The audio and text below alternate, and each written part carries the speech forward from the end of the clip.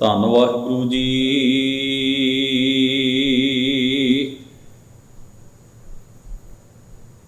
ਜੋ ਤੁਮ ਗਿਰਵਰ ਤੋ ਹਮ ਮੋਰਾ,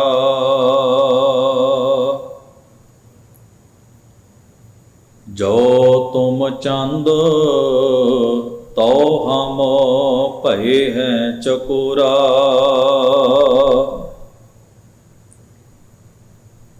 माधवी तुम ना तोरो तो हम नहीं तोरै, तुम स्यों तोर कवन स्यों जोरै रहा। जो तुम दीवरा तो हम बाती, जो तुम तीरथ तो हम जाती। साची प्रीत हम तुम स्यों जोरी, तुम स्यों जोर अवर संग तोरी। जह जह जाओ तहाँ तेरी सेवा, तुम सो ठाकुर और न देवा। तुमरे भजन कटै जम फांसा, भगत हेत गावै रविदासा। तुमरे भजन कटै जम फांसा, भगत हेत गावै रविदासा। वाहिगुरु जी का खालसा, वाहिगुरु जी की फतेह। परम सन्मानयोग सतगुरु गुरु ग्रंथ साहिब महाराज जी दे पावन दरबार दियां हाज़रियां पर रहे गुरु सवारे सतसंगी जनों, सतगुरु की अपार बख्शिश के पात्र बन के आप जी गुरबाणी के पाठ, गुरबाणी के कीर्तन गुरु सवारियां पासों श्रवण कर रहे सी। उपरंत आप जी ने बाबा रविदास साहिब जी का उच्चारण किया होया पावन शब्द राग सोरठ दे विचों, जो कि गुरु ग्रंथ साहब महाराज के अंक नंबर 658 ते 59 के उपर सुभायमान है। पाठ के रूप विच दास पासों श्रवण किया है। सोरठ राग विच भगत रविदास जी के कुल 7 शब्द दर्ज हैं अते कर्म अंक अनुसार ये 5वां शब्द है जिसका पाठ आप जी ने सुनिया है। धन गुरु ग्रंथ साहब महाराज की पावन बाणी विच भगत रविदास जी के उच्चारण किए केवल इस शब्द में ही नहीं बल्कि समग्र समुची गुरु ग्रंथ साहब की बाणी विच सारे ही बाणी रचेता महान पुरखा ने परमेश्वर के प्यार नूं, परमेश्वर के प्रति प्रीत नूं, अपने समर्पण भाव के वलवलियां नूं वख-वख तरीकिਆਂ ਦੇ ਨਾਲ बयान किया है। इसलिए उन्होंने आम जीवन दे विच जां आम आले दुआले वापर रहीआं उदाहरणां जिहड़ियां ने वो अपनी बाणी दे विच बहुतात विच वरतीआं ने। जिवें मच्छी ते पानी की उदाहरण देनी, जथा सतगुरु धन गुरु अर्जन साहब महाराज ने जैतश्री की वार दे अंदर ये उदाहरणां वरतीआं ने, ज्यों मछली बिन पाणीए क्यों जीवन पावै। हुण जिस वेले मच्छी ते पानी की उदाहरण वरती है, उदाहरण प्रतख है, साढ़े सामने वापरदियां ने कि आपां सारे जानते हैं मच्छी पानी तो बिना जीवित नहीं रह सकती।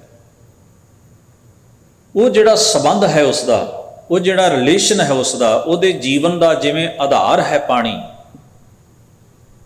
ਇਸ ਉਦਾਹਰਣ ਨੂੰ ਵਰਤ ਕੇ ਭਾਵ ਸਮਝਾਉਣ ਦੀ ਕੋਸ਼ਿਸ਼ ਕੀਤੀ ਗਈ ਹੈ ਕਿ ਇਸੇ ਤਰ੍ਹਾਂ ਰੱਬੀ ਪਿਆਰੇ ਦੇ ਜੀਵਨ ਵਿੱਚ ਅਕਾਲ ਪੁਰਖ ਪਰਮੇਸ਼ਰ ਦੀ ਤਤ ਵਸਤੂ ਦਾ ਜਿਹੜਾ ਭਾਵ ਹੈ, ਪ੍ਰੇਮ ਹੈ, ਇਵੇਂ ਉਹਦੀ ਜ਼ਿੰਦਗੀ ਦਾ ਆਧਾਰ ਬਣਦਾ ਹੈ। ਉਹ ਆਪਣੇ ਜੀਵਨ ਵਿੱਚ ਇਸ ਚੀਜ਼ ਨੂੰ ਪ੍ਰਮੁੱਖਤਾ ਦਿੰਦਾ ਹੈ। ਉਹ ਕੇਵਲ ਸੰਸਾਰ ਦੇ ਰੂਪ, ਰੰਗ ਤੇ ਆਕਾਰ ਉੱਤੇ ਮੋਹਿਤ ਨਹੀਂ ਹੁੰਦਾ। ਸਾਡਾ ਜੋ ਪ੍ਰੇਮ ਹੈ ਸੰਸਾਰ ਵਿੱਚ, ਉਹ ਹੈ ਦਿੱਖ ਦੇ ਉੱਤੇ ਖੜਾ ਹੋਇਆ। ਜੋ ਅਸੀਂ ਵੇਖਦੇ ਹਾਂ, ਸਾਡੀ ਅੱਖ ਨੂੰ ਭਾ ਗਿਆ, ਚੰਗਾ ਲੱਗਿਆ ਤਾਂ ਸਾਡੀ ਉਹਦੇ ਪ੍ਰਤੀ ਖਿੱਚ ਬਣ ਜਾਏਗੀ। ਸਾਡੀ ਅੱਖ ਨੂੰ ਚੰਗਾ ਨਹੀਂ ਲੱਗਿਆ, ਭਾਵੇਂ ਉਹ ਕਿੰਨਾ ਵੀ ਭਲਾ ਹੋਵੇ, ਕਿੰਨਾ ਵੀ ਵਧੀਆ ਹੋਵੇ, ਸਾਡੀ ਉਹਦੇ ਨਾਲ ਸਾਂਝ ਨਹੀਂ ਬਣਦੀ। ਸਾਨੂੰ ਉਹ ਚੰਗਾ ਨਹੀਂ ਲੱਗਦਾ, ਅਸੀਂ ਉਹਨੂੰ ਵੇਖਣਾ ਪਸੰਦ ਹੀ ਨਹੀਂ ਕਰਦੇ, ਉਸ ਤੋਂ ਨਜ਼ਰ ਚੁਰਾਉਂਦੇ ਹਾਂ। ਕਿਉਂਕਿ ਸਾਡਾ ਆਪਣਾ ਇੱਕ ਪੈਮਾਨਾ ਹੈ ਵੀ ਅਸੀਂ ਜਿਹੜੀ ਚੀਜ਼ ਅੱਖ ਨੂੰ ਚੰਗੀ ਲੱਗਦੀ ਹੈ, ਉਹਦਾ ਆਕਾਰ ਚੰਗਾ ਲੱਗਿਆ, ਰੂਪ ਚੰਗਾ ਲੱਗਿਆ, ਰੰਗ ਚੰਗਾ ਲੱਗਿਆ ਤਾਂ ਠੀਕ ਹੈ। ਦੂਰ ਜਾਣ ਦੀ ਜ਼ਰੂਰਤ ਨਹੀਂ। ਅਸੀਂ ਮਨੁੱਖ ਹੀ ਮਨੁੱਖ ਨਾਲ ਵਿਹਾਰ ਜਿਹੜਾ ਹੈ ਉਹ ਕੇਵਲ ਸਰੀਰਕ ਤਲ ਦੇ ਉੱਤੇ ਕਰਦੇ ਹਾਂ ਕਿ ਮਨੁੱਖ ਦੀ ਦਿੱਖ ਚੰਗੀ ਹੈ ਤਾਂ ਠੀਕ ਹੈ। ਵਿਰਲੇ ਮਨੁੱਖਾਂ ਨੇ ਸੰਸਾਰ ਵਿੱਚ ਜਿਹੜੇ ਇਸ ਜਗਤ ਵਿੱਚ ਹੁੰਦਿਆਂ ਇੱਕ ਮਨੁੱਖ ਦੂਜੇ ਮਨੁੱਖ ਦੇ ਨਾਲ ਇਸ ਭਾਵ ਨਾਲ ਵਿਹਾਰ ਕਰੇ ਕਿ ਉਸ ਅਕਾਲ ਪੁਰਖ ਪਰਮੇਸ਼ਰ ਦਾ ਹੀ ਬੰਦਾ ਹੈ, ਉਹਦਾ ਰੂਪ ਹੈ। ਜ਼ਰਾ ਅਸੀਂ ਸਤਿਗੁਰੂ ਗੁਰੂ ਨਾਨਕ ਸਾਹਿਬ ਦੀ ਉਦਾਹਰਣ ਲੈ ਲਈਏ। ਗੁਰੂ ਨਾਨਕ ਸਾਹਿਬ ਮਹਾਰਾਜ ਸੱਚੇ ਪਾਤਸ਼ਾਹ, ਹਾਲਾਂਕਿ ਸਤਿਗੁਰੂ ਨੇ ਕਰਮ ਦੇ ਆਧਾਰ ਉੱਤੇ ਬਾਣੀ ਵਿੱਚ ਗੁਰਮੁਖ ਵੀ ਮੰਨਿਆ ਤੇ ਮਨਮੁਖ ਵੀ ਮੰਨਿਆ। ਗੁਰਮੁਖ ਹੋਇਆ ਜਿਹਦਾ ਕਰਮ ਉੱਚਾ ਹੈ, ਮਨਮੁਖ ਹੋਇਆ ਜਿਹਦਾ ਕਰਮ ਨਹੀਂ ਹੈ। ਪਰ ਇਹ ਵੰਡ ਮਹਿਜ਼ ਕਰਮ ਨੂੰ ਦਰਸਾਉਂਦੀ ਹੈ। ਉਹ ਗੁਰਮੁਖ ਚਮੜੀ ਦੇ ਕਿਸੇ ਰੰਗ ਵਾਲਾ ਵੀ ਹੋ ਸਕਦਾ ਹੈ ਤੇ ਉਹ ਮਨਮੁਖ ਵੀ ਚਮੜੀ ਦੇ ਕਿਸੇ ਰੰਗ ਵਾਲਾ ਵੀ ਹੋ ਸਕਦਾ ਹੈ। ਸਤਿਗੁਰੂ ਨੇ ਗੁਰਮੁਖ ਤੇ ਮਨਮੁਖ ਨੂੰ ਨਾ ਰੂਪ ਕਰਕੇ ਨਾਪਿਆ, ਨਾ ਰੰਗ ਕਰਕੇ ਨਾਪਿਆ, ਨਾ ਆਕਾਰ ਕਰਕੇ, ਨਾ ਜਾਤੀ ਕਰਕੇ, ਨਾ ਮਜ਼ਹਬ ਕਰਕੇ, ਨਾ ਭਾਸ਼ਾ ਕਰਕੇ, ਨਾ ਪਹਿਰਾਵੇ ਕਰਕੇ, ਉਹਦੇ ਕਰਮ ਕਰਕੇ। ਪਰ ਕਮਾਲ ਦੀ ਖੇਡ ਹੈ ਵੀ ਸਤਿਗੁਰੂ ਜੀ ਗੁਰਮੁਖ ਨੂੰ ਜਿੰਨਾ ਸਤਿਕਾਰ ਦਿੰਦੇ ਨੇ, ਹਜ਼ੂਰ ਸੱਚੇ ਪਾਤਸ਼ਾਹ ਆਪਣੀ ਬਾਣੀ ਦੇ ਅੰਦਰ ਮਨਮੁਖਤਾਈ ਦੇ ਰਾਹ ਚੱਲਣ ਵਾਲੇ ਨੂੰ ਵੀ ਉਹਦੇ ਕਰਮ ਨੂੰ ਤਾਂ ਦੁਰਕਾਰਦੇ ਨੇ ਵੀ ਇਹਦਾ ਕਰਮ ਸਹੀ ਨਹੀਂ, ਮੈਂ ਇਹਦੇ ਕਰਮ ਨਾਲ ਸਹਿਮਤੀ ਨਹੀਂ ਰੱਖਦਾ, ਸੰਮਤੀ ਨਹੀਂ ਰੱਖਦਾ। ਪਰ ਬਾਣੀ ਵਿੱਚ ਇਹ ਨਹੀਂ ਮੰਨਦੇ ਵੀ ਇਹ ਰੱਬ ਦਾ ਬੰਦਾ ਨਹੀਂ। ਉਹ ਕਹਿੰਦੇ ਨਹੀਂ, ਮਨਮੁਖ ਵੀ ਰੱਬ ਦਾ ਬੰਦਾ। ਇਹ ਭੁੱਲਿਆ। ਜੇ ਉਹ ਮਨਮੁਖ ਨੂੰ ਰੱਬ ਦਾ ਬੰਦਾ ਨਾ ਮੰਨਦੇ ਹੁੰਦੇ ਤਾਂ ਉਹ ਸੱਜਣ ਕੋਲ ਆਪ ਚੱਲ ਕੇ ਕਦੇ ਨਾ ਜਾਂਦੇ, ਭੂਮੀਏ ਚੋਰ ਕੋਲ ਆਪ ਚੱਲ ਕੇ ਕਦੇ ਨਾ ਜਾਂਦੇ, ਮਲਕ ਭਾਗੋ ਕੋਲ ਆਪ ਚੱਲ ਕੇ ਕਦੇ ਨਾ ਜਾਂਦੇ। ਉੱਥੇ ਵੀ ਉਹਨਾਂ ਨੂੰ ਕਿਤੇ ਨਾ ਕਿਤੇ ਅੰਦਰੋਂ ਇਹ ਗੱਲ ਖਿੱਚ ਪਾਉਂਦੀ ਹੈ ਕਿ ਇਹ ਰੱਬ ਦੇ ਬੰਦੇ ਨੇ, ਗੁੰਮਰਾਹ ਨੇ, ਭੁੱਲੇ ਹੋਏ ਨੇ, ਭਟਕੇ ਹੋਏ ਨੇ। ਉਹਨਾਂ ਦੇ ਪ੍ਰਤੀ ਵੀ ਉਹਨਾਂ ਦੇ ਮਨ ਅੰਦਰ ਨਾ ਈਰਖਾ ਹੈ, ਨਾ ਨਫ਼ਰਤ ਹੈ, ਨਾ ਭੇਦ ਭਾਵ ਹੈ। ਕਮਾਲ ਦੀ ਖੇਡ ਇਹ ਹੈ ਨਾ ਵੀ ਸਾਡੇ ਸਾਹਮਣੇ ਦੋ ਵਿਅਕਤੀ ਹੋਣ, ਇੱਕ ਮਨੁੱਖ ਹੈ ਜਿਹਨੂੰ ਅਸੀਂ ਕਹਿੰਦੇ ਵੀ ਇਹ ਚੰਗਾ ਹੈ, ਦੂਜਾ ਮਨੁੱਖ ਹੈ ਜਿਹਨੂੰ ਅਸੀਂ ਕਹੀਏ ਮਾੜਾ ਹੈ। ਤਾਂ ਸੁਭਾਵਕ ਹੈ ਚੰਗੇ ਮਨੁੱਖ ਦੇ ਪ੍ਰਤੀ ਸਾਡੀ ਭਾਵਨਾ ਇਹ ਹੋਏਗੀ ਵੀ ਇਹਨੂੰ ਰਿਸਪੈਕਟ ਵੀ ਦਿਓ, ਸਤਿਕਾਰ ਵੀ ਦਿਓ ਤੇ ਇਹਦੇ ਨੇੜੇ ਹੋ। ਤੇ ਜਿਸ ਪ੍ਰਤੀ ਇਹ ਭਾਵ ਬਣ ਗਿਆ ਵੀ ਇਹ ਮਾੜਾ ਹੈ, ਉਹਨੂੰ ਅਸੀਂ ਦੁਰਕਾਰਦੇ ਹਾਂ, ਉਸ ਤੋਂ ਦੂਰ ਹੁੰਦੇ ਵੀ ਇਹਨੂੰ ਛੱਡੋ। ਅਸੀਂ ਮਹਿਜ਼ ਉਹਦੇ ਕਰਮ ਤੋਂ ਦੂਰ ਨਹੀਂ ਹੁੰਦੇ, ਉਹਦੇ ਪ੍ਰਤੀ ਆਪਣੇ ਮਨ ਅੰਦਰ ਗਿਲਾਨੀ, ਨਫ਼ਰਤ, ਭੇਦ ਭਾਵ, ਦਵੈਸ਼ ਪਾਲ ਲੈਂਦੇ ਹਾਂ। ਧੁਰ ਆਤਮਾ ਤੋਂ ਸਾਡੇ ਅੰਦਰ ਇੱਕ ਨਫ਼ਰਤ ਦਾ ਮਾਦਾ ਉਹਦੇ ਪ੍ਰਤੀ ਪੈਦਾ ਹੋ ਜਾਂਦਾ। ਹੁਣ ਜ਼ਰਾ ਸੋਚ ਕੇ ਵੇਖੋ, ਜ਼ਹਿਰ ਤੇ ਅਸੀਂ ਵੀ ਆਪਣੇ ਅੰਦਰ ਰੱਖਿਆ ਨਾ ਉਹਦੇ ਪ੍ਰਤੀ, ਕੂੜਾ ਤੇ ਅਸੀਂ ਵੀ ਉਹਦੇ ਪ੍ਰਤੀ ਆਪਣੇ ਅੰਦਰ ਟਿਕਾ ਕੇ ਰੱਖਿਆ ਹੋਇਆ, ਸਾਡੇ ਅੰਦਰੋਂ ਨਿਕਲੀ ਨਹੀਂ ਉਹ ਚੀਜ਼। ਪਰ ਸਤਿਗੁਰੂ ਗੁਰੂ ਨਾਨਕ ਸਾਹਿਬ ਸੱਚੇ ਪਾਤਸ਼ਾਹ ਆਖਦੇ ਨੇ ਸੱਜਣ ਦਾ ਕਰਮ ਸਹੀ ਨਹੀਂ। ਮੈਂ ਸੱਜਣ ਦੇ, ਭੂਮੀਏ ਦੇ ਜਾਂ ਮਲਕ ਭਾਗੋ ਦੇ ਕਰਮ ਨਾਲ ਬਿਲਕੁਲ ਸੰਮਤੀ ਨਹੀਂ ਰੱਖਦਾ, ਸਹਿਮਤੀ ਨਹੀਂ ਰੱਖਦਾ, ਪਰ ਮੈਂ ਮੰਨ ਕੇ ਚੱਲਦਾ ਵੀ ਉਹ ਵੀ ਰੱਬ ਦਾ ਬੰਦਾ ਹੈ। ਸੰਭਾਵਨਾ ਹੈ ਕਿ ਬੁਰਾ ਬੰਦਾ ਵੀ ਨੇਕ ਰਾਹ ਦੇ ਉੱਤੇ ਤੁਰ ਸਕਦਾ ਹੈ, ਪੋਸੀਬਿਲਿਟੀ ਹੈ ਕਿ ਅੱਜ ਹੁਣ ਮਾੜਾ ਕਰਮ ਕਰਨ ਵਾਲਾ ਵਿਅਕਤੀ ਘੜੀ ਪਲ ਨੂੰ ਨੇਕ ਆਚਰਣ ਦਾ ਧਾਰਨੀ ਹੋ ਸਕਦਾ, ਉਹਦੇ ਅੰਦਰ ਵੀ ਤੇ ਰੱਬ ਦੀ ਜੋਤ ਹੈ ਨਾ। ਇਸੇ ਕਰਕੇ ਤੁਸੀਂ ਬਾਣੀ 'ਚ ਪੜ੍ਹੋਗੇ ਸਤਿਗੁਰੂ ਸ਼ਬਦਾਂ ਵਿੱਚ ਗੁਰਮੁਖ ਤੇ ਮਨਮੁਖ ਦੀ ਵਿਆਖਿਆ ਕਰਦੇ ਕਰਦੇ ਅਖੀਰ ਤੇ ਕਈ ਵਾਰ ਸ਼ਬਦ ਦੀ ਸਮਾਪਤੀ ਇਸ ਭਾਵ ਵਿੱਚ ਕਰਦੇ ਨੇ, ਹੇ ਵਾਹਿਗੁਰੂ ਇਹ ਵੀ ਤੇਰੇ ਹੀ ਬੰਦੇ ਨੇ, ਹੇ ਅਕਾਲ ਪੁਰਖ ਵਾਹਿਗੁਰੂ ਇਹ ਮਨਮੁਖ ਵੀ ਤੇਰੇ ਹੀ ਪੈਦਾ ਕੀਤੇ ਹੋਏ, ਹੇ ਵਾਹਿਗੁਰੂ ਇਹ ਜਿਹੜਾ ਮਨਮੁਖ ਕਰੈਕਟਰ ਹੈ ਇਹ ਮਨੁੱਖ, ਇਹਦੀ ਸਿਰਜਣਾ ਵੀ ਤੇਰੀ ਕੁਦਰਤ ਵਿੱਚ ਤੇਰੇ ਹੁਕਮ ਮੁਤਾਬਕ ਹੀ ਹੋਈ ਹੈ। ਤੇ ਉੱਥੇ ਜਾ ਕੇ ਅਸੀਂ ਜਦੋਂ ਉਸ ਪੰਕਤੀ ਨੂੰ ਪੜ੍ਹਦੇ ਹਾਂ ਅਸੀਂ ਸੋਚਦੇ ਹਾਂ ਵੀ ਕਮਾਲ ਹੈ, ਮਨਮੁਖ ਵੀ ਰੱਬ ਦਾ ਬੰਦਾ ਹੈ, ਗੁਰਮੁਖ ਵੀ ਰੱਬ ਦਾ ਬੰਦਾ, ਕੋਈ ਫਰਕ ਕੀ ਰਹਿ ਗਿਆ? ਨਹੀਂ, ਉੱਥੇ ਭਾਵ ਇਹ ਹੈ ਵੀ ਸਤਿਗੁਰੂ ਨੇ ਗੁਰਮੁਖ ਤੇ ਮਨਮੁਖ ਦੀ ਵੰਡ ਕਰਮ ਆਧਾਰਿਤ ਕੀਤੀ ਹੈ, ਪਰ ਉਹਨਾਂ ਦਾ ਬੇਸ, ਉਹਨਾਂ ਦਾ ਮੂਲ ਪਰਮੇਸ਼ਰ ਨੂੰ ਹੀ ਦੱਸਿਆ। ਆਖਰ ਜਿਹੜੇ ਫਸਲ ਵਿੱਚ ਨਦੀਨ ਉਗਦੇ ਨੇ ਉਹ ਵੀ ਤਾਂ ਜ਼ਮੀਨ ਦਾ ਹੀ ਹਿੱਸਾ ਹੁੰਦੇ ਨੇ ਨਾ, ਜਿਹੜੀ ਫਸਲ ਹੈ ਉਹ ਵੀ ਜ਼ਮੀਨ ਦੇ ਵਿੱਚੋਂ, ਮਿੱਟੀ ਦੇ ਵਿੱਚੋਂ ਹੀ ਪੈਦਾ ਹੁੰਦੀ। ਹੁਣ ਕੋਈ ਕਹਿ ਸਕਦਾ ਵੀ ਜਿਹੜੇ ਨਦੀਨ ਨੇ ਉਹਨਾਂ ਨੂੰ ਮਿੱਟੀ ਨੇ ਤਾਕਤ ਨਹੀਂ ਦਿੱਤੀ, ਉਹ ਜ਼ਮੀਨ ਦਾ ਹਿੱਸਾ ਨਹੀਂ, ਉਹ ਧਰਤੀ ਦਾ ਭਾਗ ਨਹੀਂ, ਕੋਈ ਕਹਿ ਸਕਦਾ ਇਹ ਗੱਲ? ਨਹੀਂ, ਉਹ ਵੀ ਉਸ ਧਰਤੀ ਦਾ ਹੀ ਭਾਗ ਹੁੰਦੇ ਨੇ। ਫਰਕ ਇਹ ਹੈ ਵੀ ਉਹਨਾਂ ਤੋਂ ਸਾਨੂੰ ਪ੍ਰਾਪਤੀ ਕੋਈ ਨਹੀਂ, ਇਸ ਕਰਕੇ ਅਸੀਂ ਉਹਨਾਂ ਨੂੰ ਚਾਹੁੰਦੇ ਹਾਂ ਵੀ ਇਹ ਪੁੱਟ ਦਿੱਤੇ ਜਾਣ। ਜਿਹੜੇ ਬੂਟੇ ਅਸੀਂ ਲਾਏ ਨੇ, ਜਿਹੜੀ ਫਸਲ ਹੈ, ਉਹਦੇ ਤੋਂ ਸਾਨੂੰ ਪ੍ਰਾਪਤੀ ਹੈ, ਫਾਇਦਾ ਹੈ, ਲਾਭ ਹੈ।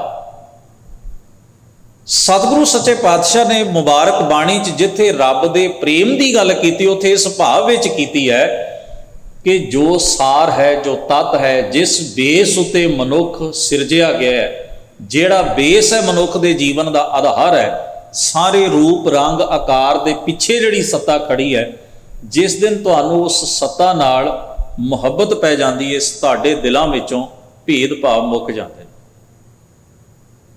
ਤੁਸੀਂ ਆਪਣੀ ਸੁਰਤ ਵਿੱਚੋਂ ਕੂੜਾ ਲੈ ਕੇ ਜੀਵਨ ਦਾ ਸਫ਼ਰ ਨਹੀਂ ਤੈਅ ਕਰਦੇ, ਜਿਸ ਨੂੰ ਅਸੀਂ ਦਵੈਸ਼ ਆਖਦੇ, ਜਿਸ ਨੂੰ ਅਸੀਂ ਭੇਦਭਾਵ ਆਖਦੇ ਹਾਂ, ਜਿਸ ਨੂੰ ਅਸੀਂ ਨਫ਼ਰਤ ਆਖਦੇ ਹਾਂ।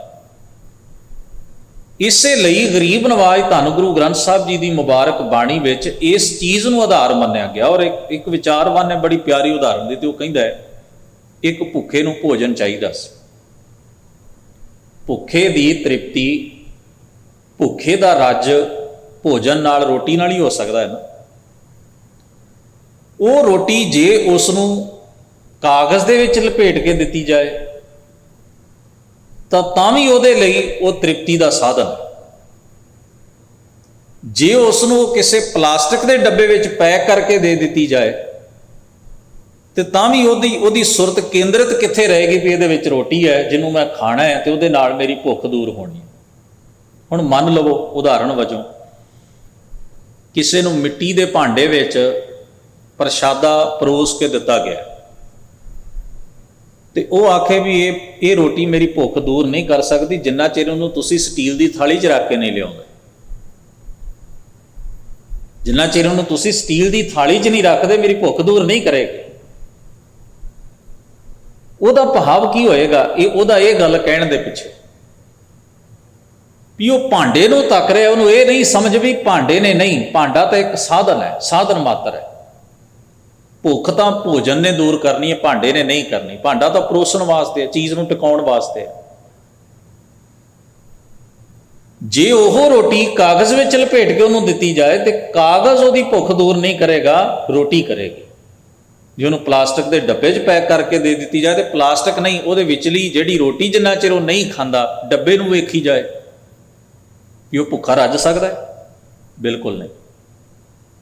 ਬਸ ਫਰਕ ਇਹ ਹੈ ਵੀ ਜਿਨ੍ਹਾਂ ਨੇ ਪਰਮੇਸ਼ਰ ਦੇ ਪਿਆਰ ਦੀ ਗੱਲ ਬਾਣੀ ਵਿੱਚ ਕੀਤੀ ਹੈ, ਉਹ ਸਾਡੇ ਅੰਦਰ ਦੀ ਵਸਤੂ ਨੂੰ ਮੁਹੱਬਤ ਕਰਦੇ ਨੇ, ਜੋ ਸਾਰ ਹੈ, ਜੋ ਤੱਤ ਹੈ ਸਾਡੇ ਅੰਦਰ,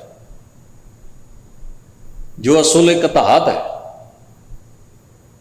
ਜਿਸ ਨੂੰ ਸਤਿਗੁਰੂ ਨੇ ਜੋਤ, ਚੇਤਨਾ, ਆਤਮਾ, ਜਿਸ ਨੂੰ ਪਰਮੇਸ਼ਰ ਸਾਡੇ ਅੰਦਰ ਵਸਿਆ ਹੋਇਆ ਕਿਹਾ। ਅਸੀਂ ਸੰਸਾਰ ਦੇ ਅੰਦਰ ਪੈਕਿੰਗ ਵੇਖ ਰਹੇ ਹਾਂ।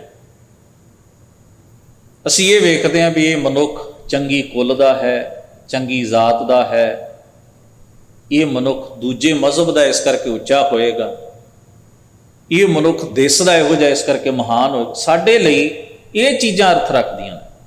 सतगुरु सच्चे पातशाह लई वो सार चीज़ तत् निचोड़ दी चीज़ अर्थ रखती है जिस बेस ते असी उसरे हाँ बने। तो गरीब नवाज ने शब्द विच भी उस मुहब्बत दे वलवले का प्रगटावा किया है। भगत रविदास साहब ने रहाऊ दे बंद विच आख्या माधवे, हालांकि इत्थे शब्द जिहड़ा तुम ना संधि छेद है, पर पुरानियां बीड़ां दे विच जो शब्द आउंदा तुमन तोरो, हे मेरे मालक जे तेरे वल्लों टुट भी जाए तो मैं नहीं तोड़दा। जे तेरे वल्लों ऐसा वक्त आए कि तू मैथों दूर होवे तो मेरा तेरा मेरे बिना गुजारा हो सकता, मेरा तेरे बिना गुजारा थोड़ी हो सकता। तो कोशकारां ने इत्थे भी लिखिया अर्थ करदिआं होया भी जे इहदा अर्थ किया जाए तुम ना तोड़ो तो हमने, तो इहदा मतलब हो गया भी ये है भी जे तू नहीं तोड़े मैं भी नहीं तोड़दा, नहीं तो जा तेरी मेरी टुटी पई है। ऐसा नहीं, वो कहते हैं भी हे वाहिगुरू तू तोड़ देवें तेरा ते गुजारा है, तेन तो कोई फर्क नहीं पैंदा,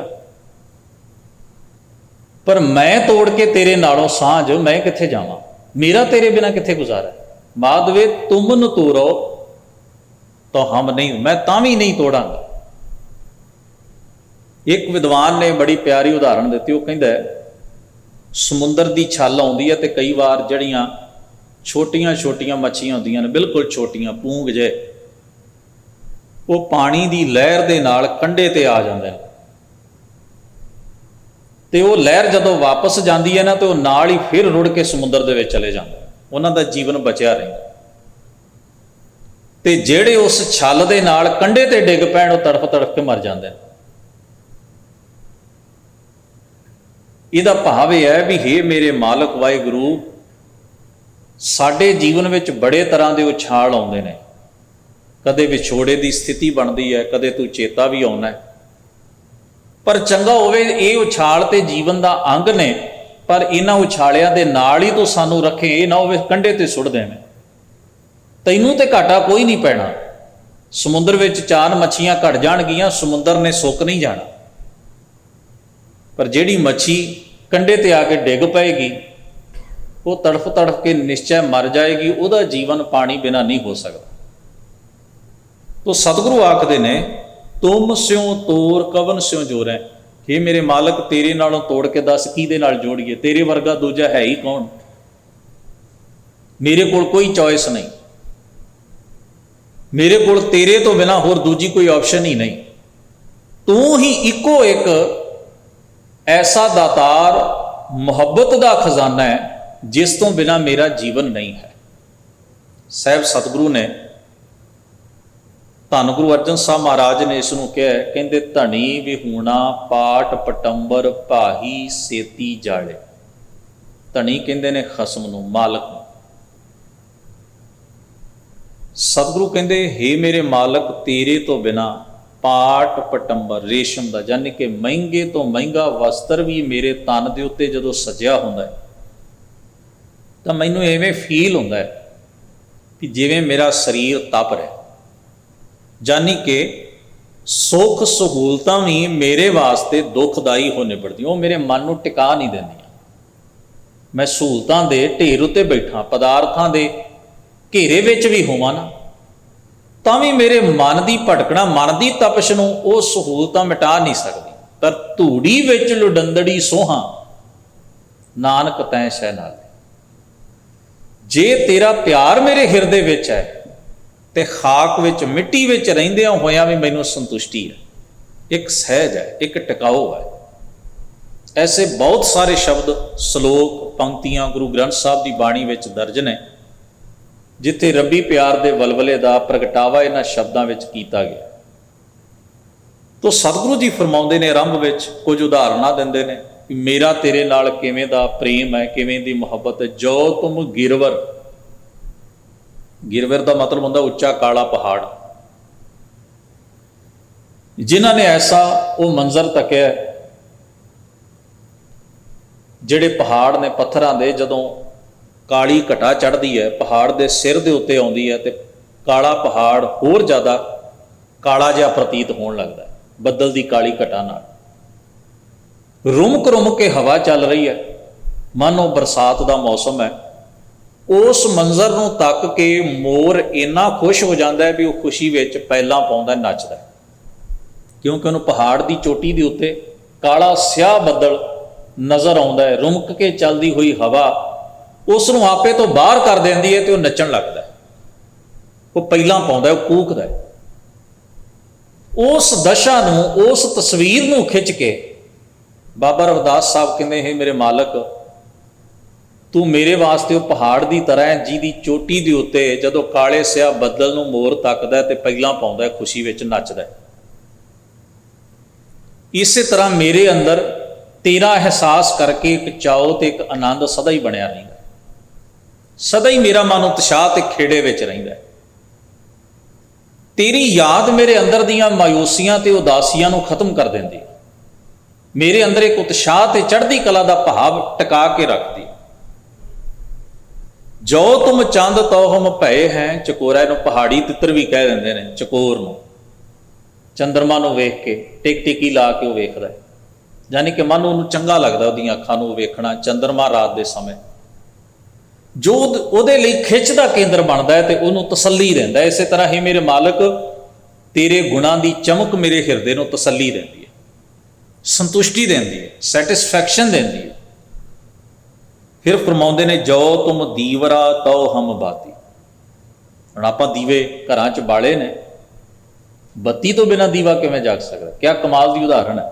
ਦੀਵਾ ਕਿੰਨਾ ਵੀ ਕੀਮਤੀ ਹੋਵੇ, ਤੇਲ ਨਾਲ ਭਰਿਆ ਹੋਵੇ, ਬੱਤੀ ਤੋਂ ਬਿਨਾਂ ਰੌਸ਼ਨੀ ਨਹੀਂ ਦੇ ਸਕਦਾ।